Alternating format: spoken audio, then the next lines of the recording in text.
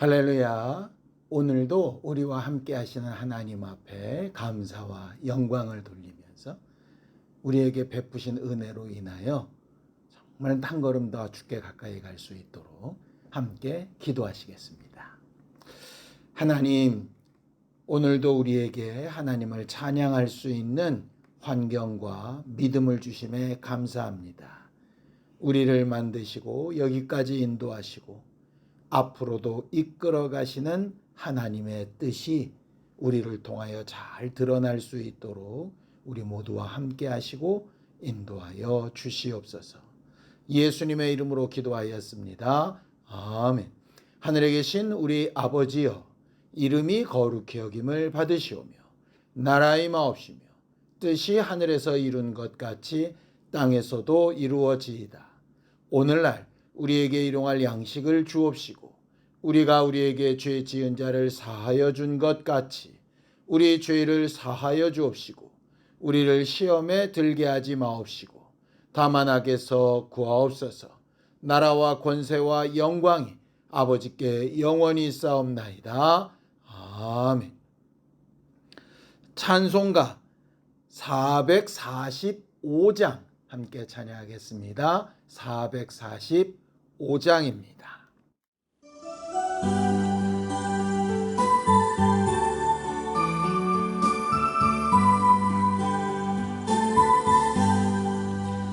대산을 넘어 험곡에 가도 빛 가운데로 걸어가며 주께서 항상 지키시기로 약속한 말씀 변치 않네.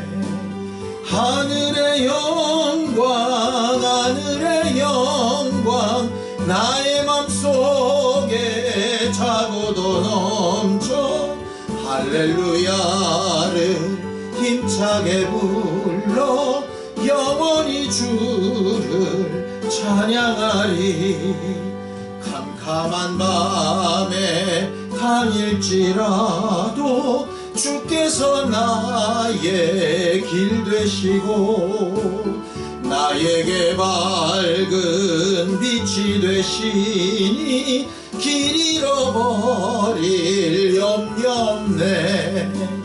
하늘의 영광 하늘의 영광 나의 맘속에 차고도 넘쳐 할렐루야를 힘차게 불러 영원히 주를 찬양하리.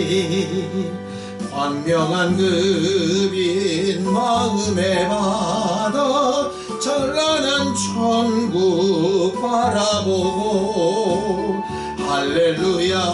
할렐루야를 힘차게 불러 날마다 빛에 걸어가리. 하늘의 영광 하늘의 영광 나의 맘속에 차고도 넘쳐 할렐루야를 힘차게 불러 영원히 주를 찬양하리.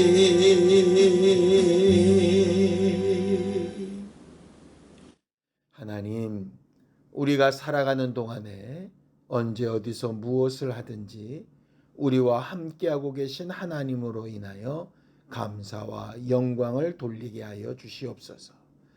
이를 위해 하나님이 하신 일들을 잘 돌아보고 기억할 줄 아는 믿음을 더하시고 겸손한 마음으로 하나님 앞에 마음의 소원과 우리의 앞날을 아뢰고 의지하는 신앙인들이 되게 하여 주시옵소서.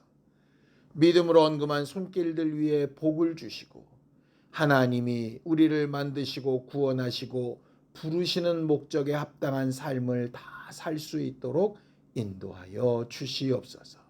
예수님의 이름으로 기도하였습니다. 아멘. 하나님의 말씀은 시편 150편 1절에서 6절까지 말씀을 함께 합독하겠습니다. 시편 150편 1절에서 6절까지 말씀입니다. 함께 읽습니다. 시작. 할렐루야. 그의 성소에서 하나님을 찬양하며 그의 권능의 궁창에서 그를 찬양할지어다. 그의 능하신 행동을 찬양하며 그의 지극히 위대하심을 따라 찬양할지어다. 나팔소리로 찬양하며 비파와 수금으로 찬양할지어다. 소고치며 춤추어 찬양하며 현악과 퉁소로 찬양할지어다. 큰 소리 나는 제금으로 찬양하며 높은 소리 나는 제금으로 찬양할지어다. 호흡이 있는 자마다 여호와를 찬양할지어다. 할렐루야. 그동안 참 길게 함께 은혜를 나누었던 시편의 마지막 편입니다. 우리가 시편 1편을 복이 있는 사람으로 시작을 해서 오늘 마지막 편을 할렐루야로 마치고 있는 것이죠. 하나님이 우리를 만드신 목적을 성경은 너무나도 분명하게 이야기하고 있습니다. 이사야서 43장 21절이지요. 이 백성은 내가 나를 위하여 지었나니 나를 찬송하게 하려 합니다. 이렇게 되어져 있습니다. 하나님이 하나님을 위하여 만드신 우리는 그 목적이 하나님을 찬양하는 것이라고 그렇게 되어져 있습니다. 어떤 발명가가 어떤 발명품을 만들었다라고 할 때에 그 발명품을 어디에 쓰겠다라고 정하는 건 너무나도 당연한 것 아니겠습니까? 그리고 그 목적에 맞게 좋은 결과를 내는 걸 훌륭한 발명품이라고 이야기하지 않겠습니까? 물론 때로는 의도와 상관없이 더 좋은 결과가 나올 때도 있지만 만든 사람의 입장에서 보면 본래의 목적에 합당한 것이 아마 가장 좋은 것 아닐까 생각합니다.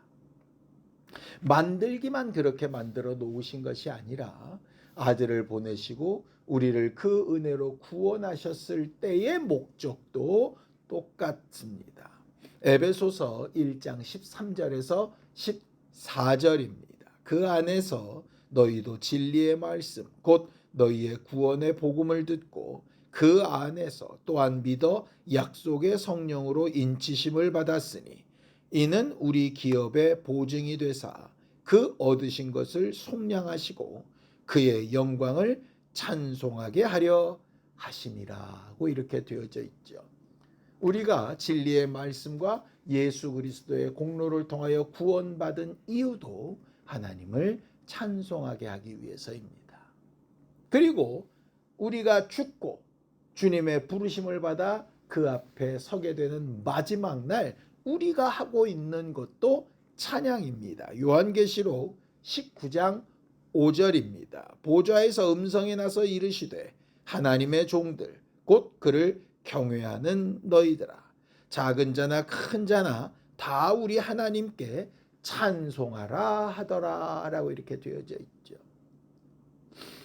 우리를 만드신 것도 구원하신 것도 마지막 날 우리를 하나님 앞에 남겨두신 이유도 다 하나님을 찬송하게 하기 위해서라고 되어져 있습니다. 이 찬송은 노래라는 말은 아닙니다. 하나님의 살아계심을 인정하고 하나님이 하신 일을 인정하고 하나님의 이름의 영광을 돌리고 이 모든 일이 하나님이 하셨습니다 라고 자신도 고백하고 남들에게도 고백되어지게 하는 것이죠. 우리의 신앙생활의 목적이 그거 아니겠습니까? 우리가 이전에 이렇게 기도하는 목적도 그것 아니겠습니까? 하나님 앞에 기도를 통해서 하나님이 하신 이 일을 보고 하실 이 일을 기대하고 하나님이 하셨다라고 인정하는 응답을 나타내려고 하는 것이 우리의 기도이다 보니 결국 우리의 기도도 하나님을 찬송하는 도구라고 말할 수 있습니다. 오늘 시편 150편은 1절 할렐루야로 시작해서 6절 할렐루야로 마무리를 짓게 되지요. 또 중간에 찬양하라 라고 하는 말이 11번이나 나옵니다. 매절 나오지요. 결국 시편 전체를 통틀어서 마지막 결론이 뭐냐면 어떤 상황, 어떤 형편에서라도 하나님을 찬양하는 것이 우리의 목적이다. 우리가 기도하는 모든 기도 제목의 그 결과가 무엇이 되어야 하느냐? 하나님을 찬양하는 것이 되어야 한다라고 하는 것이죠.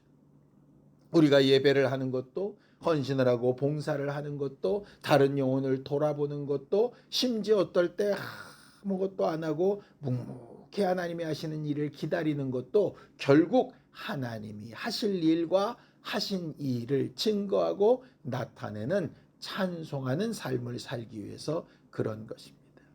그러니 때로 어려운 일을 당하든 우리의 뜻대로 되어지든 뭔가 우리가 예상치도 못했던 좋은 일이 있든 반대로 너무 나쁜 일이 있든 그 일에 휩쓸려 가는 것이 아니라 우리가 근본적으로 가야 될 가장 중요한 목적이 하나님을 찬양하고 인정하고 영광을 돌리는 것이니 우리는 어떻게 그런 일을 감당할까라고 하는 것이 우리 마음의 가장 큰 중심에 있어야 할 겁니다. 우리는 예배당에 모여서 예배하고 또 이렇게 기도회를 하고 할 때에 찬양을 합니다. 근데 찬양은 꼭 예배당에 모였을 때만 하는 것은 아니죠. 성전에 있을 때나 그렇지 않을 때나 찬양해야 된다라고 말을 합니다. 시편 150편 1절입니다. 할렐루야, 그의 성소에서 하나님을 찬양하며 그의 권능의 궁창에서 그를 찬양할지어다.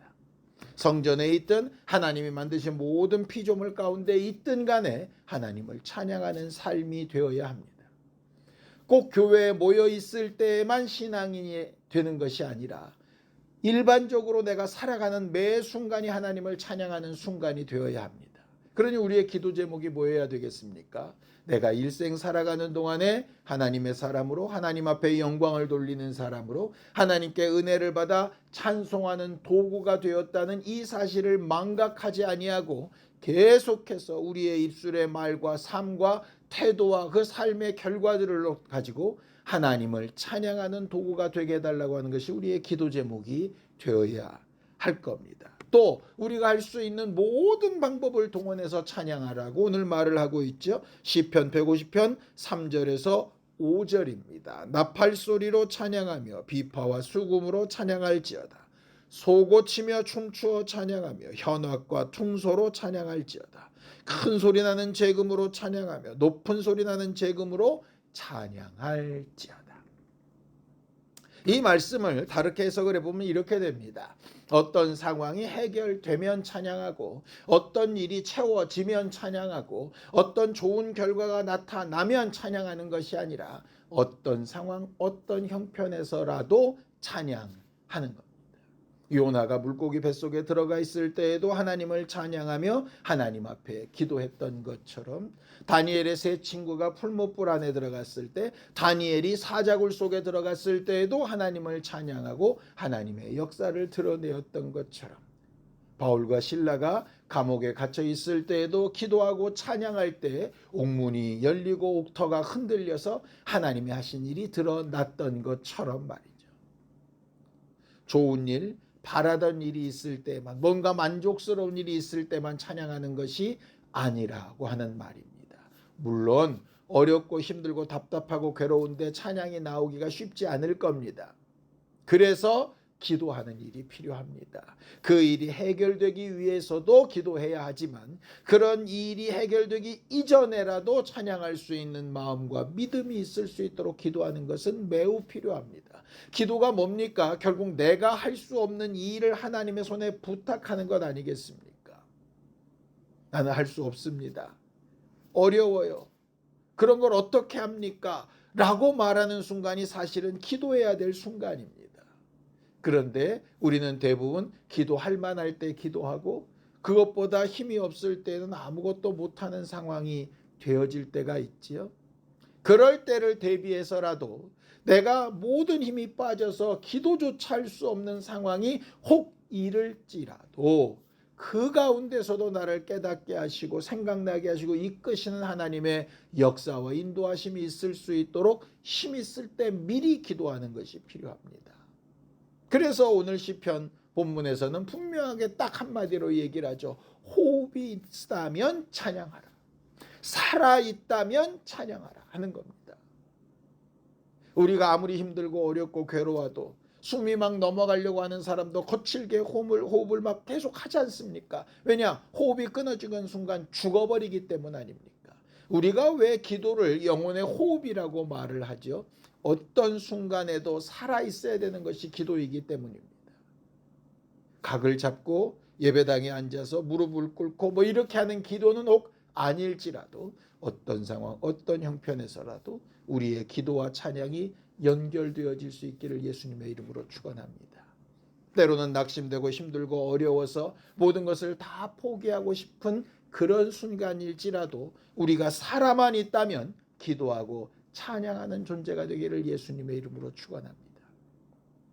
그동안 우리가 시편 150편을 꾸준히 보면서 함께 느꼈던 수없이 많은 상황 가운데 하나님 앞에 기도하고 그 응답을 구했던 모든 일들이 어떤 상황, 어떤 형편에서도 우리를 살리는 능력이 되고 하나님이 우리를 만드시고 구원하시고 심판의 자리에 세우셨을 때 착하고 충성되다 말할 수 있도록 우리의 그 모든 목적에 합당한 찬양하는 도구가 되는 교회가 될 수 있기를 예수님의 이름으로 축원합니다. 함께 기도하시겠습니다. 하나님 아버지, 우리 모두가 하나님께 지음을 받고 구원을 받고 하나님의 나라를 사모하며 살아가고 있는데 이 모든 일의 공통적인 하나님의 뜻이 우리를 통하여 하나님을 찬양하는 일에 사용하시는 것이오니 우리의 모든 삶의 지점마다 하나님이 하신 일과 하실 일을 기대하고 간구하며 응답을 받고 응답을 사모하는 마음으로 하나님을 찬양하고 찬양하는 교회가 되게 도와주시옵소서. 살아있다면 하나님을 찬양하는 존재들이 되게 하여 주셔서 하나님께서 착하고 충성된 종이라 인정하시는 교회들이 되도록 도와주시옵소서. 이제는 우리 주 예수 그리스도의 은혜와 하나님 아버지의 극진하신 사랑과 성령님의 감동하시고 함께하시는 분명한 증거가 호흡이 있는 동안 끝없이 찬양하기를 원하는 우리 모두 위에 이제부터 영원까지 함께 있을지어다. 아멘.